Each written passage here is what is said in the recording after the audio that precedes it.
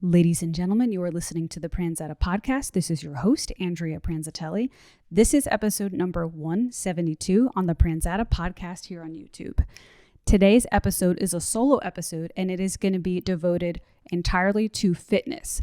I'm going to be giving tips to people who are interested in transforming their fitness, and I'm going to be organizing this episode into 8 points of mistakes I made along my fitness journey so that if anybody else is just starting, they can hear it up front and avoid making these mistakes altogether. So I first want to say that if anybody has newly joined my channel, the past few episodes on my channel have been devoted to more social related issues. We had some very interesting and juicy episodes. My last episode included topics like how OnlyFans and pornography affect society negatively. We talked about modern trends like looks maxing and black pill culture. A couple episodes ago, I invited a friend on the podcast and we had a 2-hour-long conversation discussing some pretty big philosophical ideas like free will, that sort of thing. So this episode is going to be a little different compared to those episodes, but if you prefer those types of social issues, stay tuned. There is still going to be a lot more of that coming up. I did want to share my points about fitness because, you know, when I do a solo episode and I don't have a guest on, it's difficult sometimes for me to figure out what I want to focus on. And all I could really do is be as authentic as I could be to what's actually on my mind. A lot of my solo episodes are like a diary for me. Whatever is going on in my life, I have to talk about it. And quite frankly, fitness has been one of the biggest focuses in my life right now. So I think it would be a great thing to share what I've been learning with you guys. Before I get into these 8 points that I wrote down that I want to share, I first want to give a little bit of brief background about where I'm at in my current fitness journey, why I am focusing so much on fitness now. I'm going to keep my background story brief because people who already listen to my channel have heard many episodes about this. But long story short, a couple years ago, I had a mold exposure that caused a lot of serious health complications in my life. I had always been interested in fitness in the past. I was in probably peak shape in my 20s. I am now 37 years old, by the way. But I was probably in my best shape, I want to say, when I was 26. After that, life got busy and I kept in pretty good shape, but I was never quite in as good shape as I was back then. And 2 years ago, I had an unexpected mold exposure for an ongoing of 8 months straight that I was not aware of until, I finally figured out the problem and was able to resolve the issues going forward. But during that time, I had all sorts of breathing issues. I had all sorts of GI issues. And long story short, all the work that I had put into fitness over the years basically was gone because I'm telling you, I tried so hard to work out and I just couldn't. I would go to the gym and I would often be near fainting within 5 to 10 minutes of working out due to my nausea and the fact that I couldn't breathe through my nose because the mold exposure caused so much inflammation in my nose that I was mouth breathing basically for over a year, about a year and a half. I was able to get through that by discovering the mold that was making me sick, making changes in my diet to heal my gut. And I did get deviated septum surgery because the inflammation in my nose and sinuses had gotten so bad that to heal it naturally just wasn't possible. And in addition to that, I did have a slight deviated septum. So the doctor was like, hey, I really think you would benefit from this surgery. You're going to finally be able to breathe again and get back to your life and get, back to fitness and everything. So I had deviated septum surgery. It took me about 3 months to fully recover. And I've been feeling pretty great since then. So that part of my life is behind me. So ever since I recovered from that surgery, I decided I wanted to get my fitness back, but I didn't want to just get it back. I want to get it back to the best I've been in my entire life. Maybe back to a level I was when I was 26 or even better. Because back then when I was doing fitness, to have a really solid physique, it could take 10 years or more to really nail it down. And I want to say I was doing really well for maybe 3 years and I did get in great shape, but I always wondered how I could have felt or looked if I had continued that trajectory. So I'm kind of starting over from scratch. I'm going to show you guys progress pictures of when I started to where I'm at now. I've only been lifting weights and changing my diet, which I'm going to get into all the details soon, for about 4 months now. I started in December of 2025, and it is now April 2025, but it's the end of April, so it's almost about to be May. So right now I'm just about to hit the 5-month mark of my fitness transformation. So right now where I'm at, I only have 3 pictures to show you. I have my starting place. I have 1 month into fitness, and I have the most recent photo, which I took about 3 weeks ago. So that was right at the 4-month mark. So let me explain these pictures, and I'm going to edit them in right now from left to right. In the first picture, that was my starting place. You could see I wasn't terrible. Like, I always, even when I was sick, I always ate relatively healthy because health is important to me. But there was no muscle definition. I was just kind of blah. I was just kind of out of shape. I wasn't necessarily extremely large, but I was just out of shape. By the second picture, interestingly enough, I really put on a lot of water weight. And I think that is normal for people who begin a weightlifting routine, because what happens is you're essentially freaking your body out. Your body doesn't know what's happening, and it sends a lot of water to your muscles to repair the tissues that it's really not used to all this action that's going on in your body. So you kind of actually look fatter in the first couple weeks to a month of working out, but this is actually a normal part of the process of your body adjusting.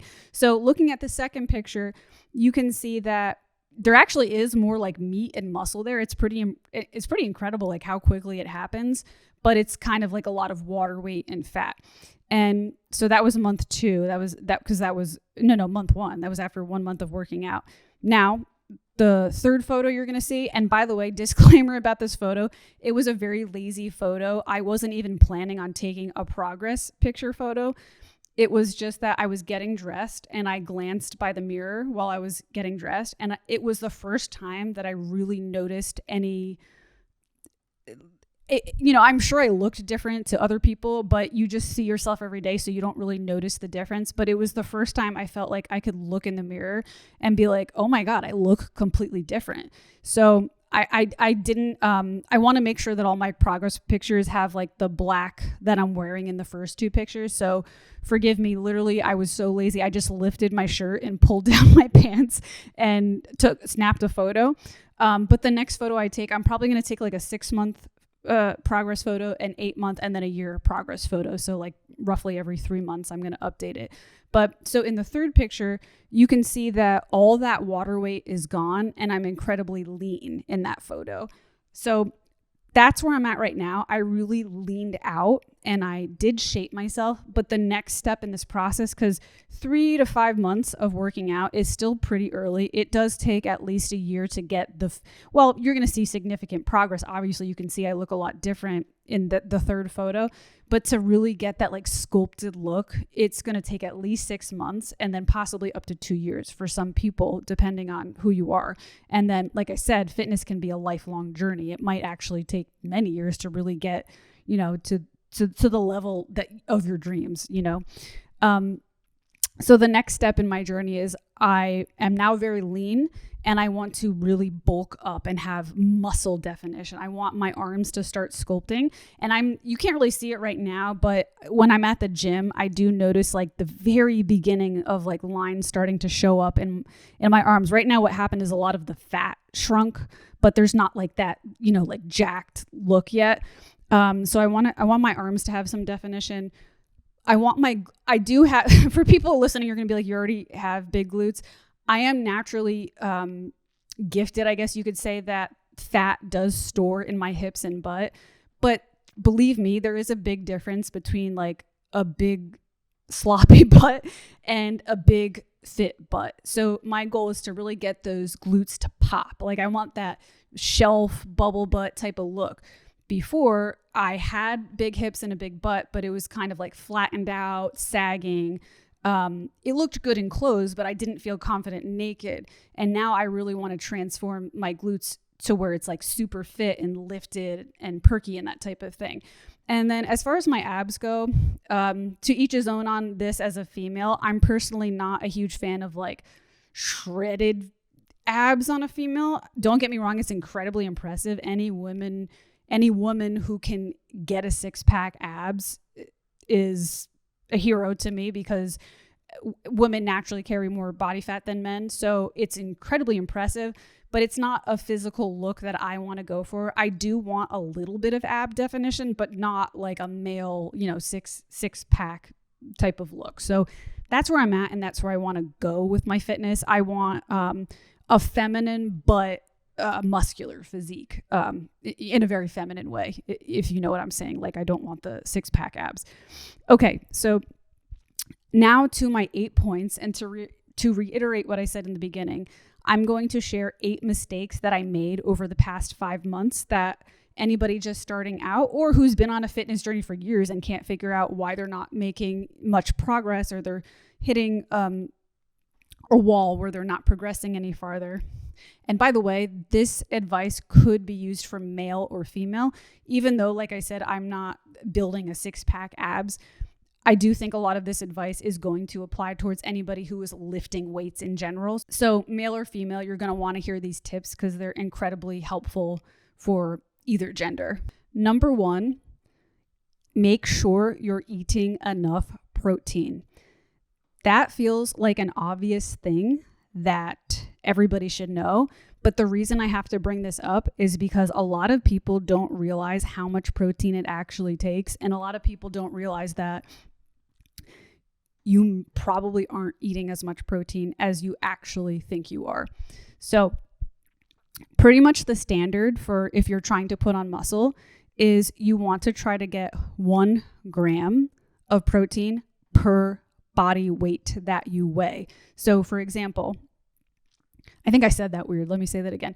You want to get 1 gram of protein per 1 pound that you weigh. So for example, I am 135 pounds. That means I want to aim to get at least 135 grams of protein per day in order to put on muscle.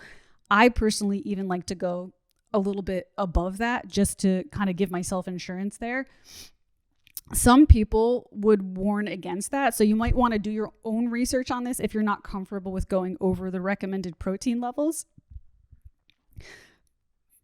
because some people say it could cause kidney issues. So remember, like, disclaimer, I'm not a doctor, so I can't give advice on how much protein is personally safe for your body and your current conditions. So definitely do your own research on that. But as far as the fitness industry goes and what fitness influencers would advise, they would say to eat 1 gram of protein per body weight. So again, 135 pound female is going to want to eat 135 grams of protein.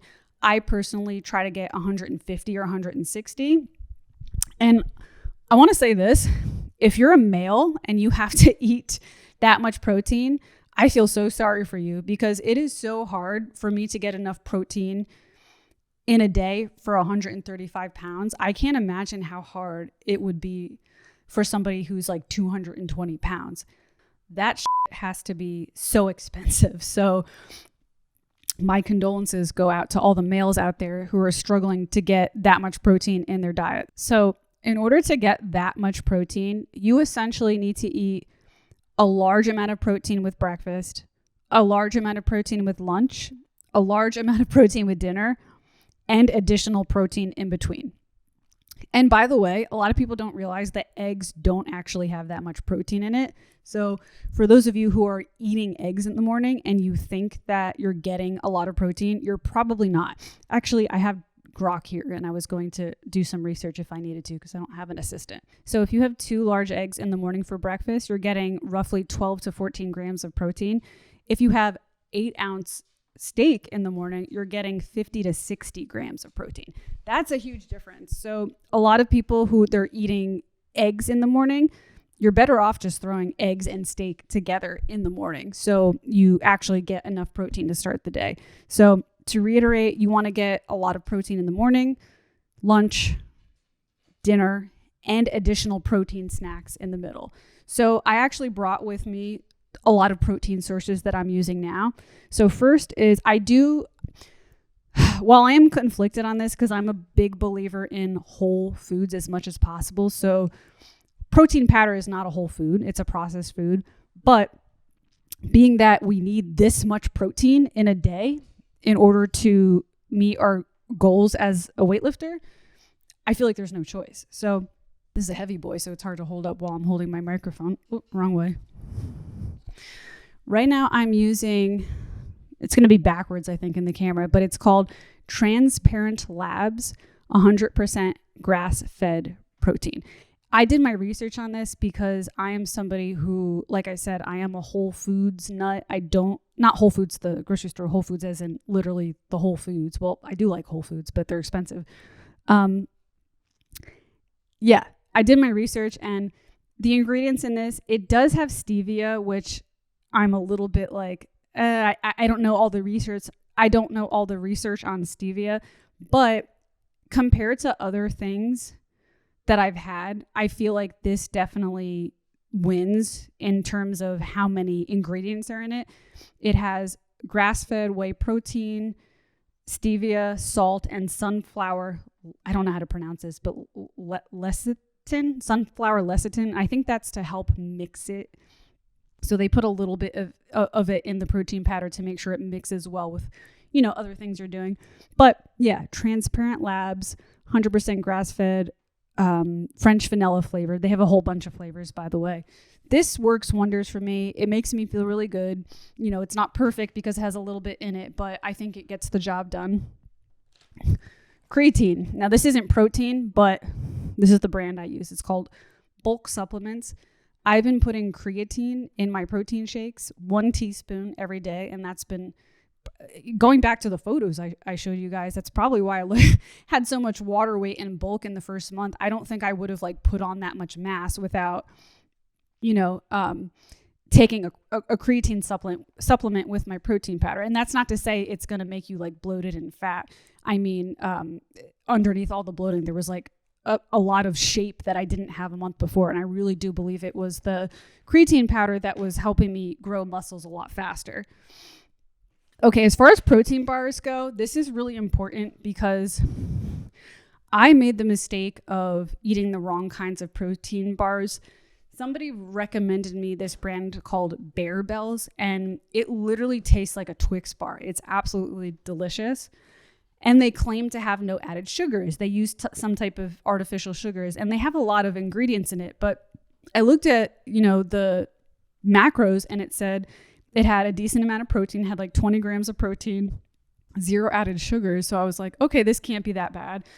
I was eating those for about a week, and I swear to God, I got fat really fast. Or at the very least, I had a lot of inflammation and water weight that I put on from eating those things. So after that, I was like, I need to be a little more serious about protein bars if I'm going to have protein bars as a snack in addition to my, you want to get as much natural protein as possible from meats, but that's not always possible. So if I'm going to include a snack, I want to be a lot more cautious.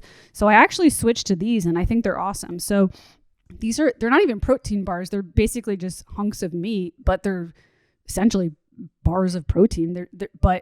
So the brand is called Epic. I don't know if you could see that. It's probably backwards in the camera. So Epic, and this particular flavor is venison. It's got, let's see how much protein. It says it on the front. 12 grams. Okay, so this one has 12 grams of protein in it. That's not a ton of protein compared to a steak, but as far as snacks go, it doesn't hurt. The ingredients: venison, sea salt, lactic acid, black pepper, onion powder, garlic powder. So yeah, pretty minimal ingredients, natural ingredients. Besides the lactic acid, there's venison, sea salt, and spices. So this has been really great for me when I'm on the go and I don't have time to eat something. Because by the way, that's the dangerous thing about eating when you're trying to get fit. Let's be real. It's 2026. We all have to work 2 jobs to make a living, if not 3. We don't always have time to cook. So the danger is not having healthy foods available. So if you can get healthier versions of snacks, bananas are a great one for me because bananas are a natural food. They're a whole food. They're not high in protein, but they're going to be better than potato chips. And another one, I can't have nuts. I'm not allergic to them, but my skin is a little sensitive, and I get like pimples from nuts. But if you can tolerate nuts, they are high in protein and fat.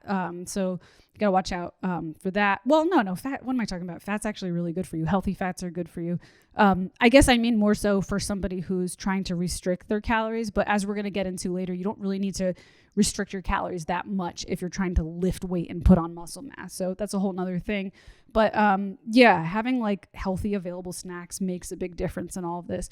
Okay, and as far as protein goes, the last thing I'm going to show you guys here is, it's called Vital Proteins Skin Complex. It is a collagen supplement. It has collagen peptides in it, but it also happens to have 18 grams of protein per serving, which I believe is like 3.5 tablespoons. You're supposed to mix it in water or throw it in your smoothie. The reason I included this is because as a weightlifter, especially if you're older, if you're an older person, which I'm 37, I'm going to be 40 in a couple years. I'm going to be 38 very soon. Actually, my birthday is in May. And what happens is, as you get older, you have a harder time producing collagen. So that's why a lot of older people, they get wrinkles, like you could see on me. And just in general, they're more susceptible to injuries and that sort of thing because their body isn't producing basically collagen, and their cells don't reproduce as efficiently.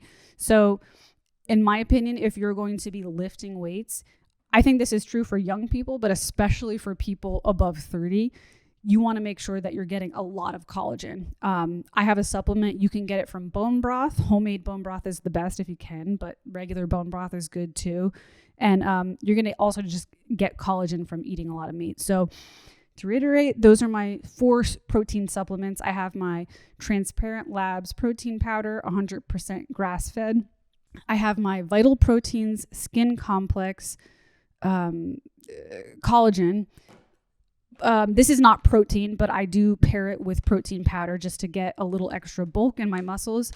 And I have some protein snacks, which are Epic, not really meat bars, I guess you could just say. And yeah, and then besides those additional supplements, you want to just get as much protein in your diet as possible, and I'm sure when I say meat, if you're a vegan, I'm sure there's other things you could do. I'm sure there's vegan protein powder. I'm sure there is nuts would be suitable for vegans, and I'm sure you can have beans and tofu and that sort of thing. But if you're a non-vegan, if you're a meat eater, you want to get as much meat as possible. Okay, so the next point I have on my list here is not taking any rest days. So when I was younger and I was lifting weights, I made the mistake of going to the gym every single day, 7 days a week. And it resulted in me getting some pretty severe injuries at a young age. I had tendonitis in my wrist, and I was a piano player, which you could see my piano over here, which was pretty devastating, for a piano player to have a wrist injury. I had multiple back injuries, and I think it's because I was just pushing myself way too hard. I wasn't giving myself any rest days. In addition to that, not having any rest days is actually counterproductive because you actually might eat away more muscle than you actually do grow muscle. As a matter of fact, you will eat away more muscle than you will grow muscle. So your muscles actually grow during rest, during deep sleep, and rest is when your muscles repair themselves. When you're at the gym, you're essentially putting little micro tears in your muscles. And then during rest, your muscles kind of, how you build calluses on your hands if you're a guitar player or even a weightlifter, you get those like on your knuckles, or if you do any like vigorous work with your hands, you end up building calluses on your hand to be able to go back the next day and do that work again with more protection. Well, that's essentially what your muscles are doing. You're tearing the muscles. The body's responding. The body is naturally saying, what the hell did this person put me through? I better make these things bigger so that if we have to do this again tomorrow, will be protected for this, and basically repeat the process. And that's why you want to progressively lift more weights as the weeks go on. You don't want to push yourself too soon, but the rule of thumb is if you can do 8 to 10 easily, you're ready for the next weight level. Personally, I like to be, sometimes I actually maybe this is just my preference, but sometimes I actually like to be able to only do 5 or 6 and then get tired, because I feel like I'm pushing myself and I'm not reaching that 8 to 10 too easy. But 5 or 6 is my personal sweet spot. And then if I get tired at the 6th one, I'm like, okay, I know I'm really getting a good workout here. Once you could hit 8 to 10 and you don't really feel like you're really hurting your muscles that much, or tearing your muscles that much, then you have to bump up the weight. But yeah, long story short, your body is basically repeating this cycle every single time that you bump up your weights. Your body has to repair during rest. So you have to make sure you're getting very good sleep. You have to make sure you're sleeping 8 hours a day. And some serious weightlifters even advise to sleep for 10 hours a day. Personally, that's not possible for me. So I'm jealous of anybody who could do that. I wish I could do that. But you want to make sure you're trying to get as close to 8 hours of sleep as you can. So point number 3, being unwilling to make enough sacrifices in your diet. So I learned this the hard way when I was unwilling to give up sweetened oat milk in the morning with my coffee. I love coffee. I'm a big coffee drinker, and I like the flavor of sweetened oat milk in my coffee in the morning. And I told myself that there is no way I can possibly give this up. I am going to keep doing this. And I think that lifting the weights will balance it out and it won't be an issue. I had to eventually cut that out, because if I was being completely honest with myself, I would have admitted to myself that every morning after eating that, drinking that oat milk, I would notice my stomach would bloat out with inflammation literally every single morning. So that's how I was starting my day. Sugar causes a lot of inflammation in the body. So we might think, oh, if it's just one thing a day, it's not going to cause any harm. But once I made that shift of switching to all black coffee, I could have probably gotten away with switching to unsweetened oat milk. But the way I looked at it was that it might be nice just to have black coffee in the morning instead of any kind of cream in it at all, or oat milk, because then I'll be kind of sort of fasting. Because I think coffee is so low in calories that if you have black coffee in the morning without any cream or sugar, you're technically fasting. So I thought it might be nice that I can kind of give myself, my body, a little chance to fast before putting anything extra in it. And once I made that shift, I noticed my stomach starting to flatten out literally within a few days. And it's been going pretty strong ever since. So, and by the way, if you get water weight in your stomach, or inflammation in your stomach from something like oat milk in the morning, and you're working out like crazy, but you still have a bloated stomach, it might not necessarily actually be fat. It might not be that you have a fat stomach. It could literally be that your body is holding on water weight. But personally, I don't like this excuse of, oh, it's just water weight, because whether it's fat or water weight doesn't really make a difference to me, because I'm like, it's still inflammation. If you're obviously, a little bit of water weight is healthy. You don't want to go without any salt. That's not healthy for your body. So I'm not saying there isn't going to be natural ebbs and flows of water weight in your body. That's totally normal and healthy. But I'm talking about if you have something and your gut just puffs out for the rest of the day, every single day, but you kind of tell yourself, oh, it's just water weight. Well, it's yeah, but you're also putting your body under clear inflammation. Your gut is telling you that it's not happy doing that. So whether it's fat or water weight is irrelevant to me at that point. You look in the mirror and you don't look good. So it's important to make those kinds of sacrifices and to be honest with yourself and take notice of where those sacrifices need to be made. So I'm just going to list a couple of things that could be culprits. For me, it was oat milk. but I'm going to list things that I think people should consider completely cutting out of their diet. And trust me, when you hear this list and you're like, no, please don't, I can't take that away. I was exactly the same way with my oat milk. But then, I looked in the mirror. I'm like, well, that's why you still look fat, because you're not making the necessary sacrifices you need to make to reach your goal. So I decided to make that cut. But here are the things that I believe could be causing that type of like water weight or inflammation or even fat in your body. So definitely added sugars. So that would include, for me, the oat milk.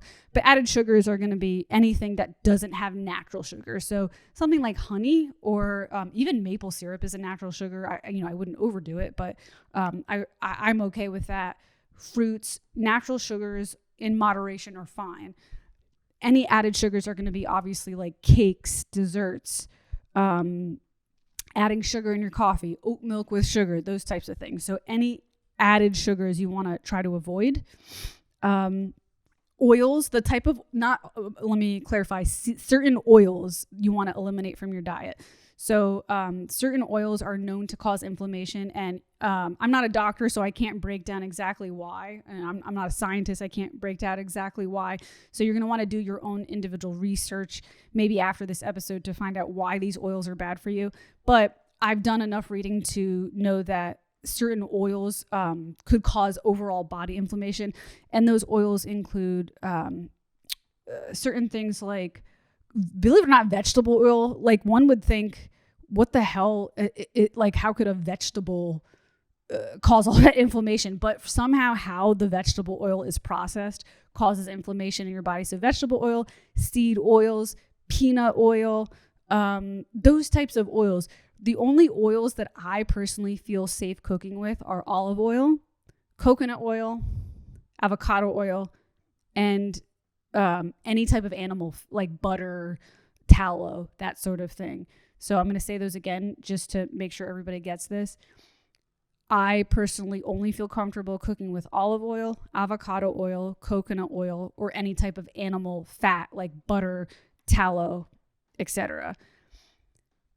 That cuts out a lot of foods for people if you go out to eat, because the truth is, if you go out to a restaurant, even if you get something that you think is a healthy meal, like let's say you go out and you get a burger with no bread, you just get just the burger, because you get your protein, you say no bread, use a lettuce wrap instead, and then have a side of broccoli or something like that. You might be thinking you're having the healthiest meal of your life, but they might be frying that burger in like peanut oil or something, and it could be causing all types of body inflammation. Chipotle, for example, Chipotle has healthy options for weightlifters, but who knows what kind of oil they're using. I'm sure they're not using olive oil. That would be incredibly expensive, So I'm not saying you have to be perfect 24/7 and you can never go out to eat for, a healthy meal, or you can never go to Chipotle ever again. But at the very least, in your home cooking, you want to make sure that you're choosing healthy oils to cook with, and you want to keep going out to eat to a minimum. There are some foods going out to eat that don't have oil, like going out for sushi could be a healthy option if you stay away from like the fried foods, and like all the different sauces, that sort of thing. Yeah. So, okay. So what did we said? Okay. Last one we left off is cut out oil, not cut out oils, but be careful which kind of oils you're eating. You might want to sacrifice fried foods, French fries, because, for one, they fry them in oils. So for that reason, and two, they use gluten, which we're going to get to next. I think, and this isn't true for everybody. This is very much debated in the nutrition and fitness community is whether or not you should keep gluten in your diet. I personally cut that out. This might not be true for everybody. I think young people are a little more tolerable. And there's also some research that shows that it might not actually be gluten itself that's the issue. It's the gluten in the United States that could be an issue. I've heard that certain flours imported from Europe or Italy actually have, because you ever notice like in Italy, I've never been to Italy, but I've heard a lot of people say this, and I've met people from Italy who came here. Actually, I had an Italian teacher in college who told me this. He goes, ever since I came to the United States, I eat the exact same diet, but I put on 20 pounds. He's like, I eat pasta and I eat bread. I eat everything I did in Italy, but I just gained 20 pounds really fast. And he's like, in Italy, we don't even go to the gym. Like, we just live a healthy lifestyle. We don't have gym. Like, I'm sure they have gyms in Italy now. This was a long time ago. And I'm sure they had them then too, but it just wasn't like gym culture is what he was saying. He's like, we don't have this gym culture, and we just kind of walk around and we eat pasta and bread, but we're all fit. And ever since I came to the United States, I'm eating exactly what I used to eat there, yet I'm 20 pounds heavier within a few months. So if you want to include gluten in your diet and you really can't get rid of it, you might want to consider doing some research on where you want to get your flour from. But yeah, I'm a believer that the bread and the pasta in the United States is making us sick and bloated and messing up our guts and making us fat. There's some evidence that shows, there's some scientific research that shows that gluten and processed carbohydrates can be turned into sugar in the body. Your body processes it like sugar. So like I said before, added sugars might be something you want to sacrifice. So you might want to consider that, is that gluten could be basically running like sugar in your body. So it's essentially the same thing. And not that I demonize all sugars. I'm a big believer in natural sugars. They make me feel really good when I have mangoes. And also, by the way, if you are somebody who does decide to get rid of pasta and bread from your diet, if you want to still have carbohydrates in your diet, which I believe you should, I'm also not a believer in like just meat ketogenic diets. I don't think that's realistic or sustainable for a long-term situation. Especially as a weightlifter, I think you're going to get really tired and exhausted just eating only meat and then having to lift hundreds of pounds. I think that's not realistic. The carbohydrates of my choice are, one, like I said, fruit, mangoes, bananas. I also love sweet potatoes. That's a big one for me. Sweet potatoes with butter. I literally just had today. It was absolutely delicious. Rice, this could be bothersome for some people, especially if you're into the paleo community. They're not big on rice. They have a philosophy that grains aren't good for you. But I personally like rice. White rice is my preference because it's easy to digest. I just don't overdo it. I don't have, tons. I don't have the biggest portion. I kind of just have like 1 cup, maybe 2 cups at most. And it works really well for me. So, those are some good carbohydrates you can have if you still want to have carbohydrates in your diet. Alcohol, obviously. Alcohol is a big one. I don't drink. I haven't drank in years. I'm not an alcoholic. I never had any issues with alcohol in that kind of way. Maybe when I was like 19 or 20, I did, just because when you're young, you tend to go to the bar and drink too much. But as an adult, woman, I didn't quit drinking because I had issues with it. I just wanted to focus on my health. And at age 37, I don't see any utility in drinking anymore. I understand it's a social bonding thing, but believe it or not, I can go to the bar and get a non-alcoholic beer and have just as much fun. I just like going with my friends not with my friends, but like my boyfriend and I will go to the bar sometimes if we're like, in Philly seeing a comedy show or something. We're like, hey, let's stop at this bar before the comedy show and grab some food and grab a drink. And, he'll usually get himself a beer and I'll just have a non-alcoholic beer. And I just have fun just being there, seeing the scenery, people watching, that sort of thing. I don't think you need alcohol to have a good time.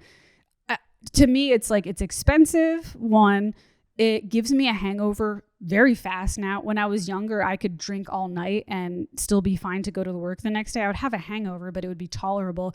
Now, if I have it's been a couple of years, but the last time I could drink, I could have 2 drinks and I would have a serious hangover the next day. So that's just, it's expensive. It gives me a hangover. It makes me dysfunctional. And something that people should know about alcohol is that this is really interesting. A fitness trainer who I interviewed on my podcast years ago was actually the one who told me this, and he was in pristine shape, so I trust him. He said that when you drink alcohol, your body will only use the alcohol as fuel till it gets it out of your system.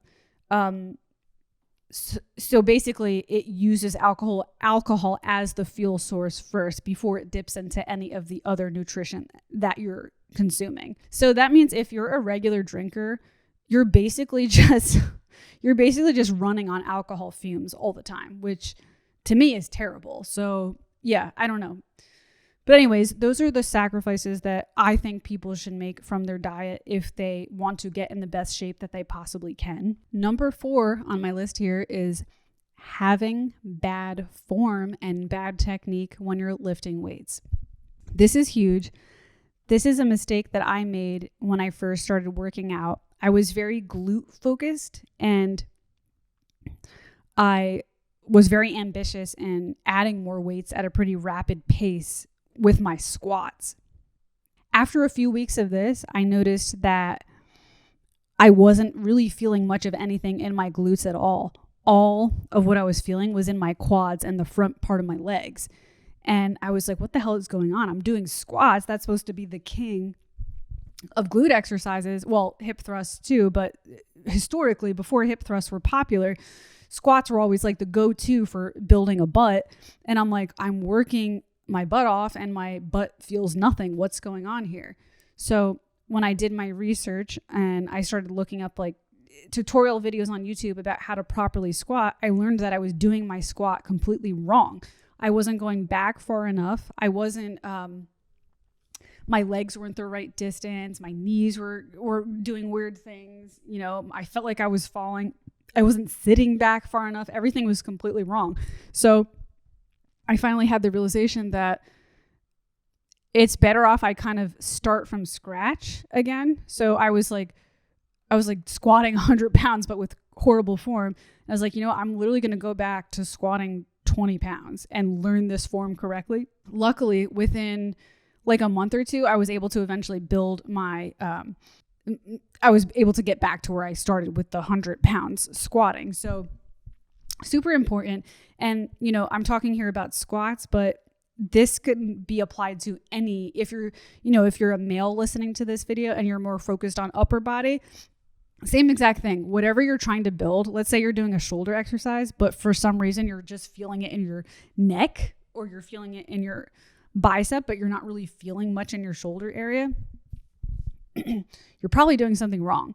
So you're going to want to take your time to stop, lower the weights down to, and it takes some humility to kind of have to like go backwards, but it's so worth it just to go backwards for a month or two and then to rebuild the strength back up. Because if you just continue down this path of lifting really heavy, but doing bad technique, 1, you're going to injure yourself and have to stop altogether. And 2, you're not actually going to get the physique you want. Like for me, if I had continued that trajectory, I would have probably ended up really hurting my quads and having to stop, but I would have still had a flat butt and just like massive legs, which is, I guess, fine if that's what you want, but that's not what I wanted. I do want nice legs, but I want a lot of the bulk to go in my glutes and not so much my quads. But I guess that's unavoidable. If you have big glutes, you're going to also have pretty big quads too. But you get what I'm saying here. The point I'm saying here is make sure your technique is correct and kind of take a few steps back, correct it, and so you can take a few steps forward again. You don't need to hire a trainer these days. There's so much free information. Like, as crazy as it sounds, I would literally use my phone and I would use ChatGPT as my trainer sometimes. I know that sounds crazy and people are going to have weird comments about that, but let's be honest, it's 2026. The bills are not getting any better these days. Time is rough, which, by the way, I should take that time to say, please subscribe to the channel. I am not monetized at all. I have not made a single dollar off of this YouTube channel. I only have right now about 3,000-ish subscribers, inching closer to 4,000, but I'm about like roughly 3,000 subscribers. I put out so many videos and I haven't made $1. So please subscribe to the video and hit like so I can help this video get out to the algorithm so I could afford to pay my bills. But anyways, it's hard to pay your bills these days because times are tough. So if you can't afford a personal trainer, I would literally take ChatGPT and I would just say, okay, type in it. Right now, I'm about to do a squat. Where should I put my legs? And it'll tell me, okay, how far back should I go? Where should my knees be aligned?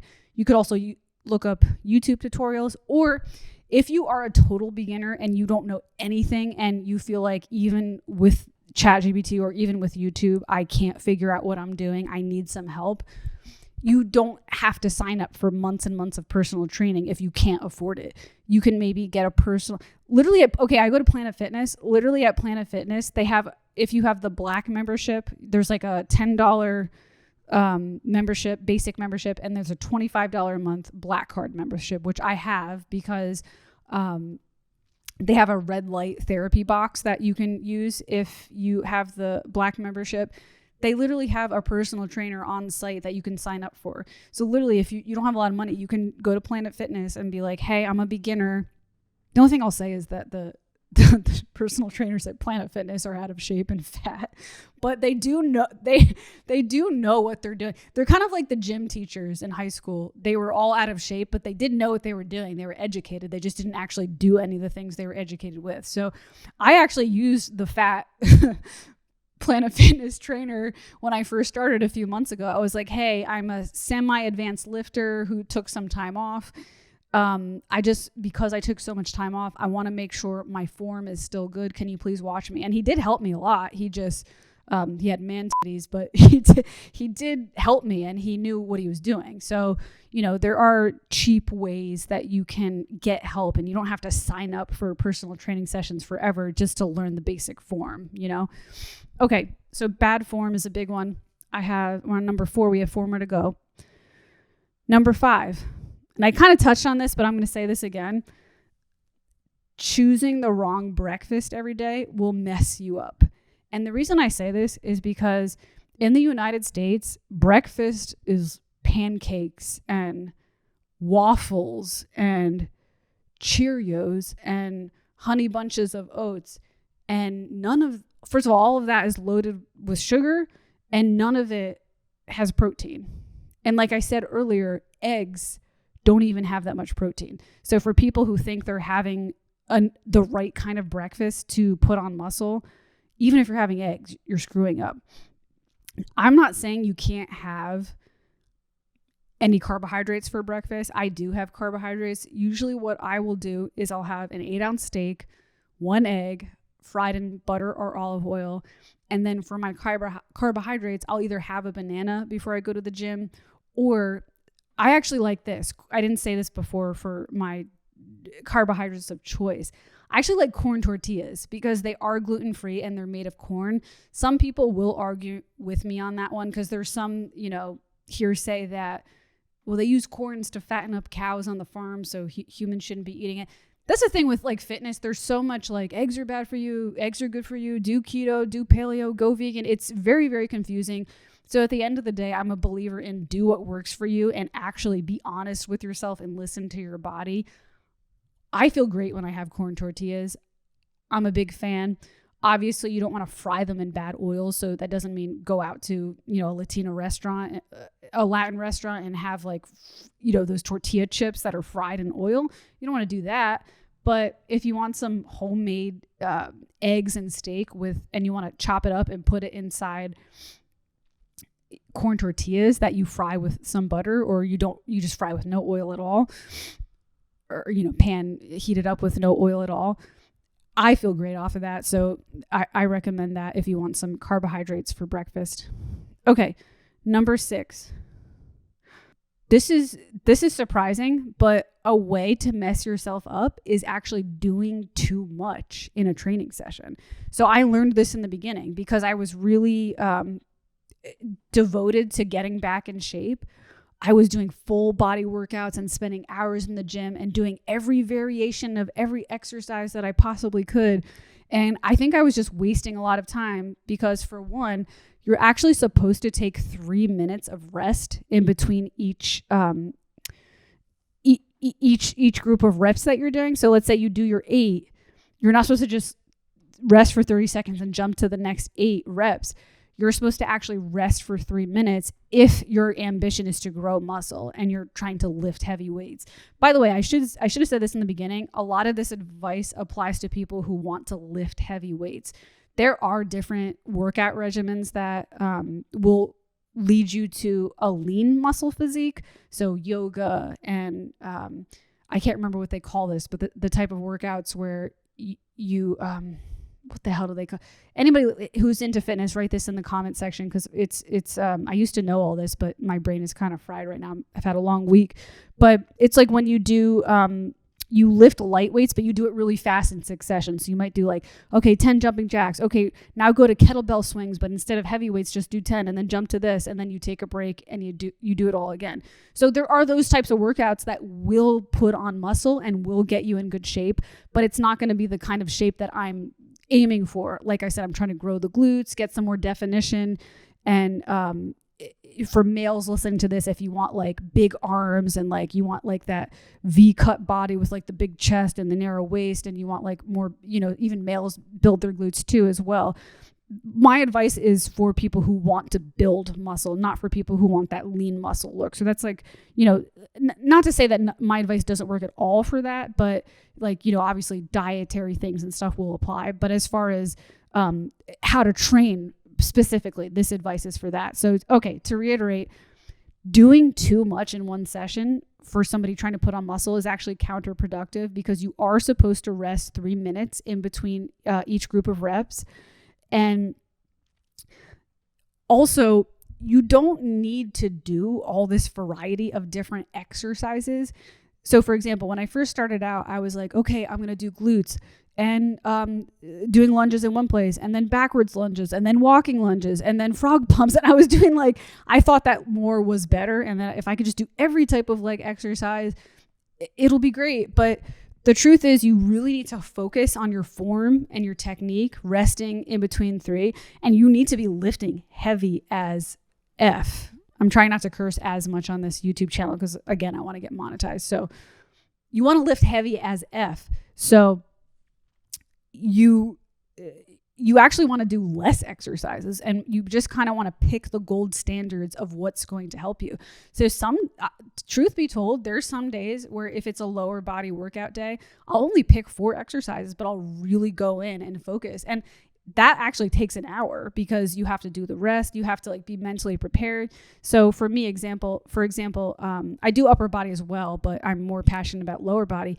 If I have a lower body day, I'll do squats, hip thrusts, Romanian deadlifts, and cable.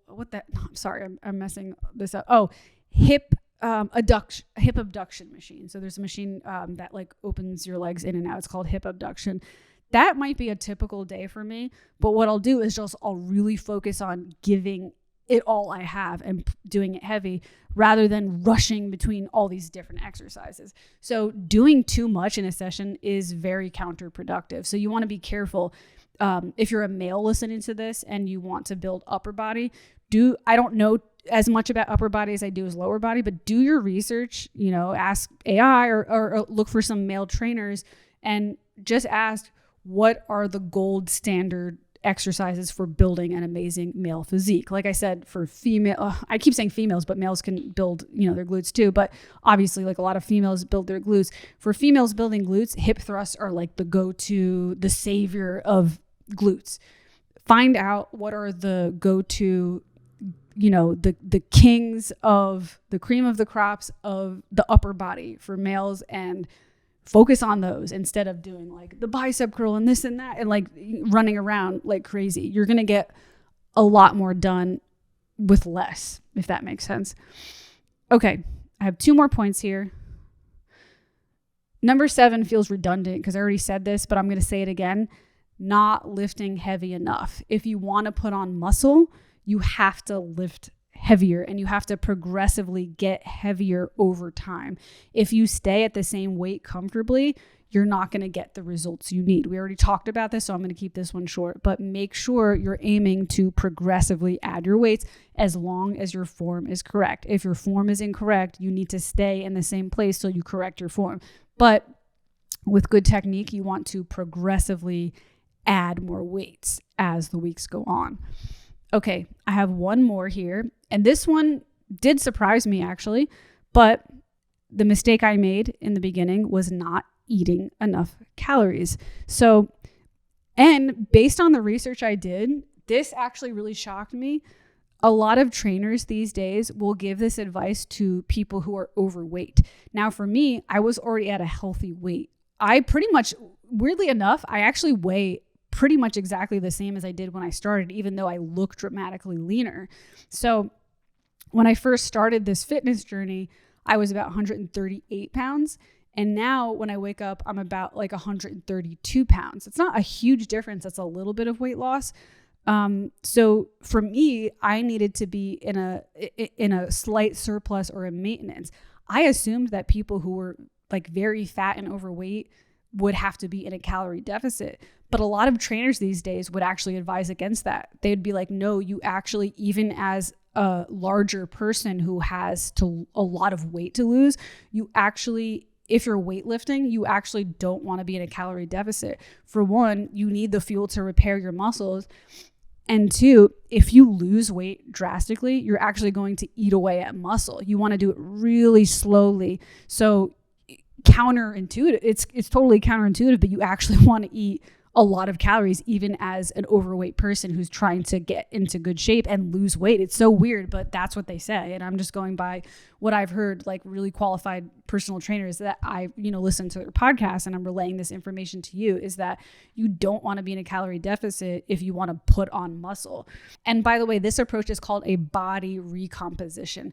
You could, in theory, lose all the weight first and get really skinny, but according to the trainers I listen to, that could be a waste of time because you could be eating away at so much muscle in the process. So you could get really skinny, but what's going to happen is you're going to have all this like loose sagging skin with nothing in there. And then some people even have to get surgery for that. So it's better to actually kind of like really slowly transform your body and make sure you're eating enough. But enough, what's key is the right kind of calories. So for an overweight person, like I said, that doesn't mean like, oh, now that I'm lifting weights, I can still just eat like cake and ice cream and donuts. You want to be eating an F ton of calories, but make sure it's what we were talking about: high protein, avoid alcohol, avoid added sugars, healthy, whole, natural foods.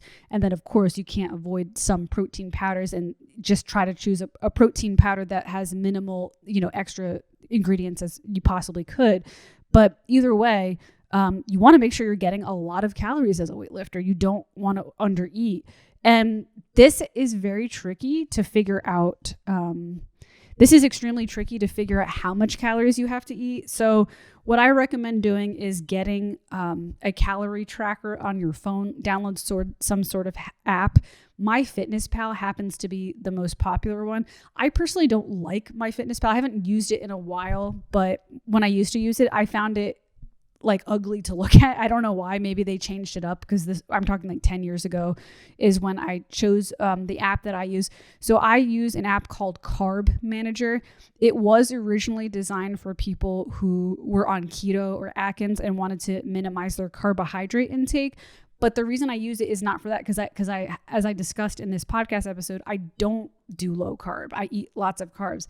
You don't have to set the settings to low carb. You can set it to whatever you want. So you can customize your settings. So for me, I write exactly how much protein I want, exactly how much carbs I want, how many calories and how much fat I want. And it sets it for me. I choose this app because I just think it's like easy to use and pretty to look at. That's literally why I use it. And for those people who are like, oh, I don't want to track every single calorie, that's going to take forever. That's a waste of time. I can't do that. That's ridiculous. The way I look at it is, you're going to be on your phone scrolling Instagram, scrolling TikTok. So why not obsessively track your calories? You're going to be obsessively like, watching naughty videos or scrolling things. So it's like, you're going to be on the phone, just be on the phone for something healthy instead, So I like tracking my calories, and it's the only way to know what actually works. So for example, I knew from years ago that I could maintain my weight from 2,300 calories. And then as I started doing this fitness journey, I was like, okay, I only want to be in a slight calorie surplus. So if I'm lifting weights, and when I'm not lifting weights, I can maintain my weight at 2,200 calories, one would assume that, okay, a slight calorie surplus might be like 2,500 calories. I bumped it up to 2,500 calories and I was still losing weight. So I was like, wow, lifting weights really burns a lot of calories. So now I'm able to maintain my weight off of like 3,000 calories, which is crazy to me, which is, by the way, an amazing thing about transforming your fitness and nutrition life is that your metabolism changes like crazy. Like I can't believe I can eat 3,000 calories a day now. I used to be able to do that when I was in my 20s. I could probably even pull like 3,500 calories a day in my 20s. And then when I got older, my metabolism slowed down and it changed. But now I'm getting that young metabolism back because I'm eating so much protein. And this is another thing you want to do more research on, but I've heard fitness trainers talk about there's like a thermic effect that certain foods that you eat have in your body. And if you eat high protein, it actually burns more calories than if you eat high carbohydrates or like gluten and that sort of thing. So, make sure you find out what your maintenance and surplus is for you.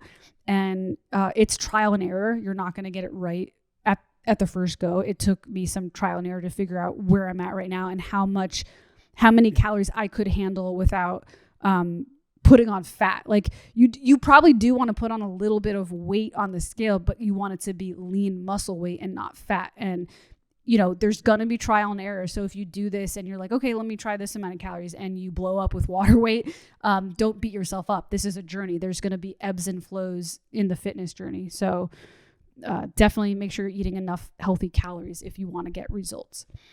Okay, so that sums it up for today. That's Pranzata Podcast, episode 172. I enjoy making this a community type of podcast. So if you have any comments that you want to drop below about anything I said, and I'm open, if you don't agree with something I said, you're like, hey, I actually think that was bad advice. I think you should do this. You can write that in the comment section below. If you have anything you want to share, if anything was helpful, write it in the comment section below. And again, like I said before, I'm really trying to grow this podcast. So please subscribe or hit like if you haven't done so yet, so I can work towards really building this. I want to make a career out of this. I love doing this. And this seems irrelevant. I just did a whole nutrition and fitness podcast. But I do want to shout out what I actually do for a living to make money. I am a piano teacher, and right now I am looking to accept a few new students. So anybody who's listening, if you happen to be somebody who, wants another hobby or whatever, I do virtual piano lessons. So if that's something you want to do, below there is a link to my Instagram, and I believe my email address is in there as well, pranzata@gmail.com. So if anybody's interested in that, I just wanted to shout that out as well. I know it seems like I just gave you guys an hour of nutrition advice, and I'm like, anyways, I give piano lessons. It seems kind of ridiculous, but I got to get myself out there somehow. And that's it. Pranzata Podcast, episode 172. Have a good day, guys. Bye.